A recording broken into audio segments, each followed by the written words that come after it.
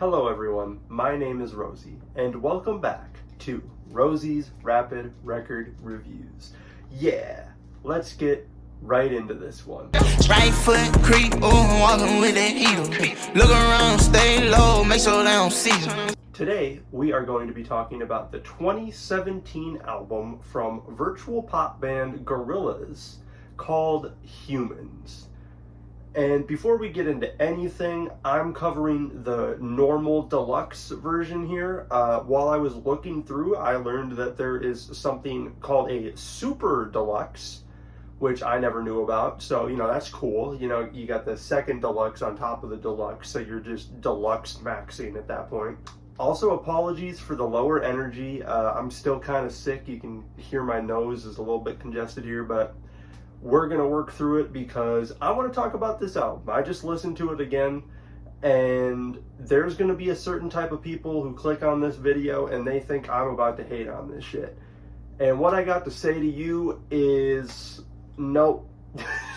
This album gets way too much flack. I absolutely love this shit. This might still be my favorite Gorillaz album, which is a crazy take. And I'll stand on that, even though I've only heard Demon Days like once, and I didn't enjoy it because I was a small child who doesn't understand things. But that aside, this album gets overlooked way too much. I think it's just this perfect mixture of R&B, rap, and what we usually get Gorillaz, which is just like a mix of those two things, and indie and rock and pop, and it's a great mishmash of that. I think a part of the reason this album gets dogged on so hard is because we don't get many Damon Albarn verses and vocals, but I feel like he's there enough on every track, and I really don't get the critique because while he isn't there as much, the people who show up in place of him are better than him. You want Damon Albarn to be rapping on Saturn bars instead of Pop Can. You want him over Ascension. You want, you are now tuned into the tomb of Jehovah. That would be shit. If you know this channel, we draw the artworks poorly on here, and I am going to show you that in a second here. But before I do that, I would want to talk about the deluxe tracks real quick because I want to end on Hallelujah Money and the song after that nobody cares about.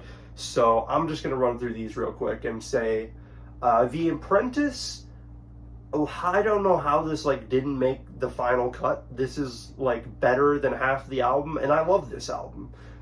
Rag and Bone Man, he's not going to be for everybody. I'm not going to sit here and tell you I'm listening to fucking Rag and Bone Man on my off time, but he kills this shit on this song. It's easily the best I've heard him on, and this beat just slaps. The bass line overlaid with that little synth is gas, and it's just a great Gorillaz track. Out of Body, the whole beat is just made out of these gargled dead stereo noises, the phone not being picked up or just typing shit on a computer, and it's very fun. It's got this bounce to it with this bass. Kylo Kish is killing her performance, and Ticker Tape just kind of expands on this with this more loose apocalyptic dance beat until we get the part at the end where Kali Uchis is really able to shine with her voice and just make a nice little groovy bit. And the last track in that deluxe is Circle of Friends. And I just got to share a theory with you here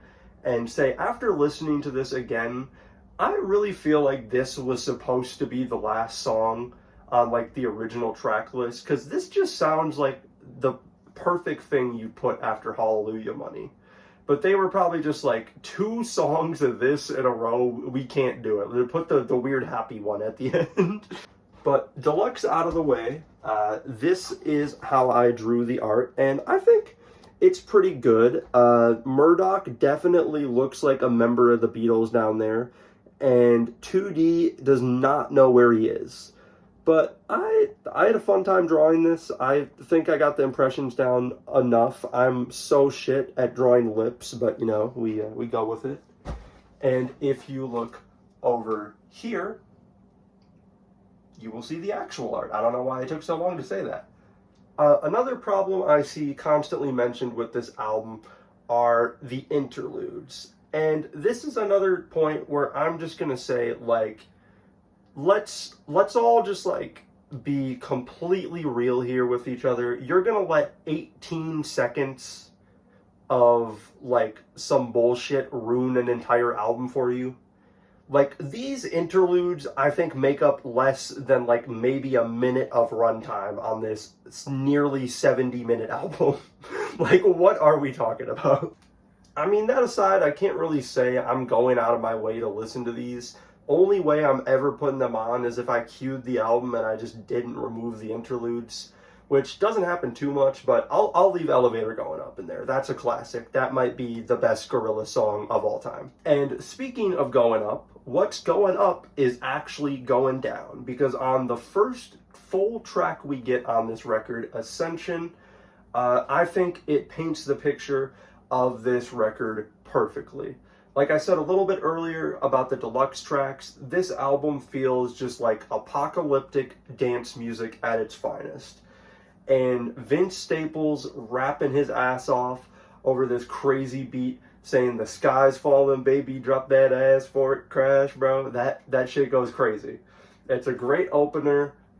It's in your face. It's abrasive. It has a fucking jump scare mid-song that's like 3 times louder than everything else. And it just says, hey, you came in thinking this is going to be some normal Gorillaz album. Hell no. Welcome to Humanz. And the bangers definitely do not stop with Ascension, because we get into Strobe Light next, which is one I don't think I really got into as much when I was younger, because it was a little too slow for me. Didn't really get it back then, but this is so good now. Kevin Everett just absolutely kills his performance on here. The way he holds these notes is just so satisfying to listen to. He's really getting in there, and the beat's groovy, it's funky, it makes you want to, shake around a little bit, do a little dance. It's just the thing you want from this album. Next is Saturn's Bars, and this is another absolute banger. Like, once again, when I said earlier, you really want Pop Can off of this album, we wouldn't get him going, boy, like that would be horrible. Boy. Pop Can is so just infectious to listen to on here. His charisma is just shining through the track. I love how ridiculously loud this 808 is throughout the whole thing. And those synths are legendary. I don't know if it's just an instrumental that's been used a lot and I hear it a lot, but I hear those synths and I instantly know what track I'm getting into. And I think this is a track also where Damon doesn't really get shoved into the background too bad, because his contributions seem to mellow out the track a little bit with Pop Can's really out there expressive ones. And I really want you to tell me when the bad part comes up. Let me know. Let me know, because the next song is Moments, and it's where's the miss? Because this is maybe the best song on the album up until this point. I couldn't tell you if I liked this more than Ascension, but this is definitely wackier. If you think Feel Good Inc. is weird, with De La just spending half of the runtime laughing their asses off, we need to introduce... Damn it. I gotta introduce you to this, where they just get so loud. Clocks on the walls, Dr. Watches on the wrist. It's so much fun to listen to. The synths are really expressive, very loud, and then you get that part at the end where it just slows down. It feels like it turns around, and you get dun, dun, dun, dun, dun, dun, dun, and that little key melody. Dun, dun, dun. It's a great switch up from the first half, which is really just exciting and gets your blood pumping. And, it's just De La there chilling in the back, and they're like, we're talking about the Cool Clown Clan. And it's yep. I don't even know what this is supposed to be, but y'all just destroyed it. There really is just something magical that comes from Gorillaz and De La Soul getting in the studio together, because they just be doing the most random, out there shit they can think of, and it just becomes magic. The next song, Submission, with Danny Brown and Kalela, is just incredible. I don't get why people hate on it. It's probably because they're not used to Danny Brown, but his verse is great. Like, sure, yes, it is very different from Kalela's chorus on here, which is so pretty and just incredible. Like, oh my God, man. I don't know why I haven't checked out any of her music now. I've known of this song forever, and I heard this, and I'm just like, nah, I'm not gonna listen to a project. Let me fix that after this video. But Danny does his job on here very well. I feel like he cuts a pretty great verse, and it fits a Gorillaz song, and it still has that certified like Danny Brown personality to it in the performance. I think really what it is y'all just like British men singing. Because you hear Kalela hit those like notes in the second half of the chorus, you know, and you're not around and I hope you see. You hear that and you're going to tell me this is bad, bro? What are we... Okay. You know, I was about to crash out, but like the next song is Charger, so like I can't really say anything. Like, even then, bro, like, this beat is hard. Like, sure, like, what is Damon Albarn doing? Like, nobody cares what he's doing on this song. But the beat slaps. I'm sorry to the Charger lovers out there. You probably didn't deserve that, but I'm not going to do the same to Andromeda. We all know this one. I think even the haters of this album agree that this one is peak. The verses are so mellow and spacey, and you get 2Ds, just closed, tight vocals in the back. They sound like kind of limited. And then you hear Drame. Y'all, what up? It's Editing Rosie once again. I didn't even fuck anything up this time. I just kind of wanted to come in because I've been joking a lot this review and just say how good the voices are on this album. Like, I know this video doesn't need to be longer, but just these last couple songs. We've got a Dram on Andromeda. We got fucking Kalela on Submission. Then Peverin Everett on Strobe Light. Like, everybody's just absolutely killing it. There's so much soul just delved deep into this album, and I feel like a big part of that is from the amount of just like strong black vocalists they found for this record. You hear Dram and his verse is just incredible. The way he hits that the truth into the chorus, and then you get those synths. Oh my God, it's just this is such a great drop. Like, I'm smiling just thinking about it. It's so tightly built up, it's so nice and calming, and it just slides into there, and you hear that. This is why house music is magical, bro. Like, y'all need to get on the same level as me, because this, you're telling me you hear that snap into the drop and you just don't get entered into a different place when that chorus comes in. It's beautiful. Busted in Blue is next. And I get why this had to be on the album. It's a great track. It's a very big, like, slow burn track. It's mainly just Damon's voice and these, like, echoing sounds, this and it's nice, but I don't really feel like it fits this album very well. If you were to put it anywhere, after Andromeda is the right spot, though. And next is Carnival, which I will not have any slander for, because Anthony Hamilton knew the assignment when he hopped on here. The falsetto on this man, I'm sorry, the falsetto on this man is not cooking right now. The falsetto on this man's performance for this track is just such a highlight in those verses. We had a way. Like, he really gets up there. It's some like CeeLo Green type shit. Let Me Out with Pusha T and Mavis Staples is another good one. I don't have too much to say about it right now. Pusha T definitely kills his performance. For some reason, even though I just listened to this album, I cannot remember the beat, but I remember it being pretty good. If I do have to decide a least favorite section, though, it is probably these next couple here with Sex Murder Party and She's My Caller.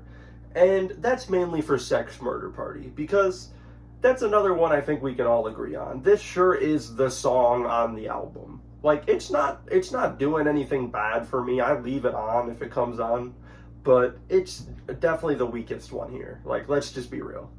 And She's My Caller, I do like the beat. It has this little bit creepy feel to it, not entirely, but the beat is very loose compared to what they're doing on here. And I feel like it's just kind of a better version of Charger in general. It's just, my only gripe is This is not Kali Uchis's best performance, and I love Kali Uchis. I just listened to the new album. It's great, but I think she does a lot better on Ticker Tape, and maybe she just didn't have enough time for this one. And yada yada yada, we got the power to do that! Like, yeah, well, okay, whatever. Let's get to Hallelujah Money. To me, this is one of the most important Gorillaz songs, because back in 2016, I was a high schooler. I was really just getting into high school too, so I was a bit of a bitch. Like, I didn't really understand what was going on.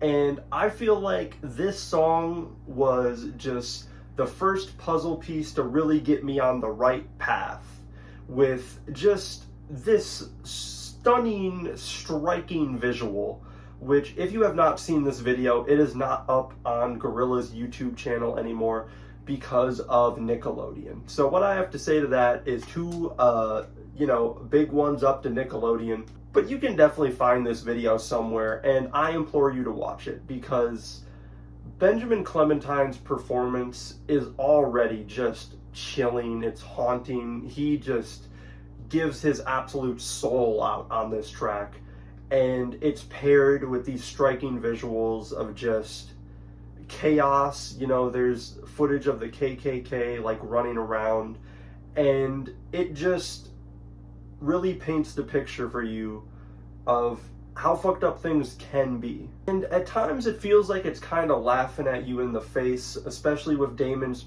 part being so questioning and just scared like a child, you know, just thrown out into the open world. You got to do these taxes, you got to do this job, you got to do all this shit, saying, how will we be free? How will we know? And just Benjamin Clementine coming back with the, don't worry, you know, everything's gonna be fine, because everybody craves power. It's a song that really still can get some chills out of me, and it's a video that's probably one of my favorite music videos, because it's one of the first times, at least, I remember a music video really having an impact on me. And I haven't even mentioned, like, the instrumental on here. It's so cool. There's just these weird, like, warbly synth sounds at points. It'll stop and slow down, and the beat will just be this percussive sound, this dum, dum, dum, dum, dum. And there'll just be these haunting, like, vocals layered in the background. It fits the track perfectly. I just don't know why you would put "We Got the Power" after this. But that aside, that decision doesn't mean shit to me. I love this album. This is an album that a lot of people really don't care for, and I just sat here and talked about it for 30 minutes. And I think that says a lot about it. I think it says a lot that this is the Gorillaz album I have returned to the most. You know, you can judge me for that, feel free to. But I just think there's a lot of great bops on here. There's a lot of good messages. And the feature list, it's stacked. There's a lot of people on here, but I don't think a single one of them really use it in a bad way. They fill their time up pretty well. That's all I had to say about Humanz, though. Thank you for watching. I hope you enjoyed. I hope you enjoyed looking at my poorly done version of the artwork. 2D, I'm sorry. Next time we do a Gorillaz art, I'll try to fix you up. I'll see you in the next one. Here's my favorite bits. RRRR.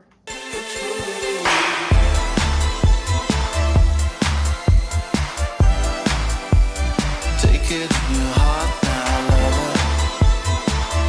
For the morning hangover to come. Clocks on the wall, of the watches on the wrist. It's the moment we relive. It's the moments like this when it's time to get ill. We be so ahead of time. It's the moment we achieve. Just believe it's the moment.